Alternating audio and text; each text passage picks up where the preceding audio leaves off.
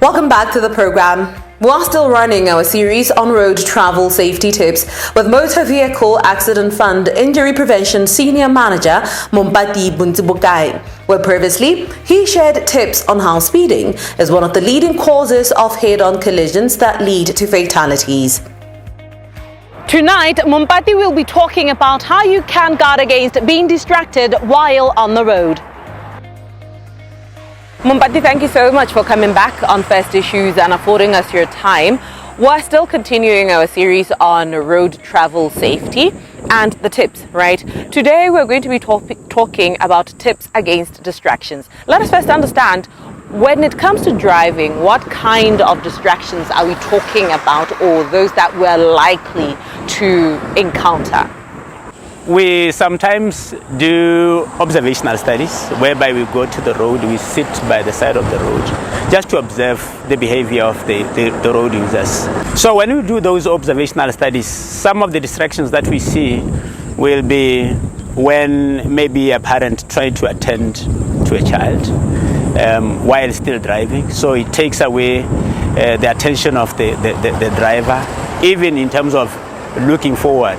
And these sometimes end up in one bumping on the vehicle that is ahead of you. So those are some of the distractions that we come across, whereby one is physically distracted. Others will be mental distraction, whereby, psychologically you are elsewhere because you are thinking about something else, or you are engaged mentally in something else.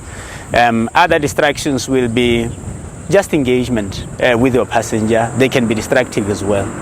So those are some of the distractions that end up leading to accidents. Let us talk about the probable crashes that might arise from these distractions. Like earlier we were saying in our engagement that some of these questions seem like they have obvious answers to them. But remember, we're trying to raise awareness and invoke a certain level of responsibility when it comes to the road. So some of the probable crashes would be, for instance, when you look at our road infrastructure, like this one, you see it has capstones on the sides. And most of our roads in build-up areas, like in urban areas, they have capstones.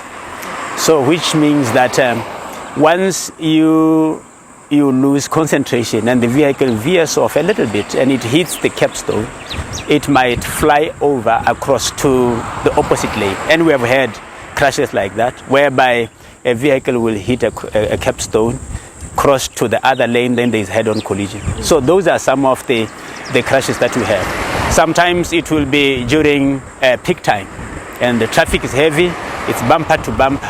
Immediately you take off your eyes from the road and you try to attend something. Somebody stops ahead of you and there is a nose to tail, we call it nose to tail, where you hit somebody at the back. So it depends on how the person inside that car will be positioned. Sometimes that vehicle, the person would not be using the head restraint. Head restraint is that head restraint. So when you apply force as a result of hitting that person at the back, the person will be pushed forward and they might have a neck injury as a result of that force. So those are some of the type of crashes that we find. On the highway or along the highways, it will be loss of control, whereby the vehicle will just move off the tarmac a bit, and then the driver will struggle to put it back on control. And the end result will be rollover. And these are the type of crashes that leads to spinal cord injuries, head injuries, and so on. Just a small thing like loss of concentration can put you on a wheelchair or cause somebody to lose his or her life. Yeah. Well, you were talking about the injuries, the spinal cord injuries, the neck injuries. Sometimes people lose their lives, right?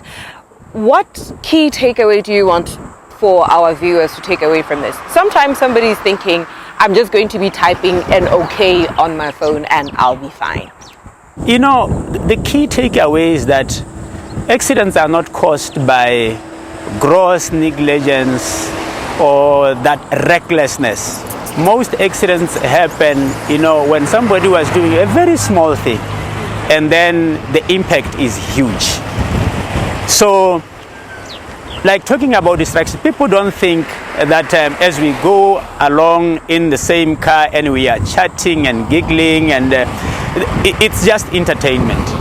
But that alone can end up in a very horrific accident. It has happened before.